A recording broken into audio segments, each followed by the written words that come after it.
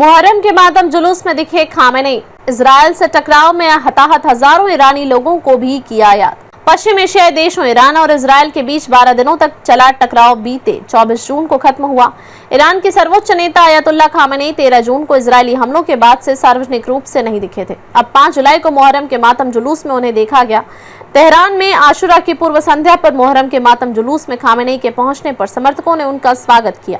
इस कार्यक्रम में संसद अध्यक्ष समेत कई बड़े अधिकारी शामिल हुए। कार्यक्रम के दौरान सुरक्षा के कड़े इंतजाम किए गए थे। युद्ध के दौरान खामेनेई की गैर मौजूदगी ने ईरानी नेता के लिए कड़ी सुरक्षा का संकेत दिया, क्योंकि वह देश के सभी बड़े फैसले खुद लेते हैं। ईरान में सरकारी टीवी ने दिखाया कि मातम जुलूस के दौरान नारे लगाती भीड़ की ओर खामेनेई ने हाथ और सिर हिलाया। हालांकि इस दौरान उन्होंने कोई भाषण नहीं दिया। दुनिया के लगभग 1.8 बिलियन मुसलमानों में से करीब 10% शिया हैं। वे हुसैन को पैगंबर मोहम्मद का असली उत्तराधिकारी मानते हैं।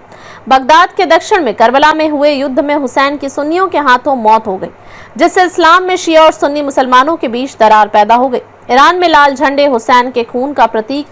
ईरान में शोक मनाने के दौरान लाल झंडे हुसैन के खून का प्रतीक होते हैं और काले कपड़े मातम का। लोग छाती पीटते हैं, खुद को कोड़े मारते हैं और भीषण गर्मी में पानी छिड़क कर शोक जताते हैं।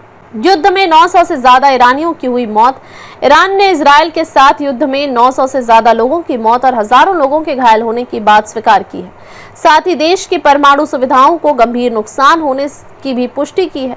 ईरान ने संयुक्त राष्ट्र परमाणु निगरानी संस्था के निरीक्षकों को परमाणु ठिकानों पर जाने की अनुमति नहीं दी है। इजराइल ने 13 जून से ईरान पर लगातार हमले किए। इस दौरान इजराइल ने ईरान के परमाणु ठिकाने, रक्षा प्रणालियों, सेना के बड़े अधिकारियों और परमाणु वैज्ञानिकों को निशाना बनाया। इसके जवाब में ईरान ने इजराइल पर 550 से अधिक बैलिस्टिक मिसाइलें दागी। हालांकि इनमें से ज्यादातर को इजराइल ने रोक दिया, लेकिन जो मिसाइलें इजराइल के अंदर घुसी उनसे कई क्षेत्रों में नुकसान हुआ और 28 लोग मारे गए। पश्चिम एशियाई देशों ईरान और इजराइल के बीच 12 दिनों तक चला टकराव बीते 24 जून को खत्म हुआ। ईरान के सर्वोच्च नेता अयतुल्ला खामेनेई 13 जून को इजरायली हमलों के बाद से सार्वजनिक रूप से नहीं दिखे थे। अब 5 जुलाई को मुहर्रम के मातम जुलूस में उन्हें देखा गया। तेहरान में आशुरा की पूर्व संध्या पर मुहर्रम के मातम जुलूस में खामेनेई के पहुंचने पर समर्थकों ने उनका स्वागत किया।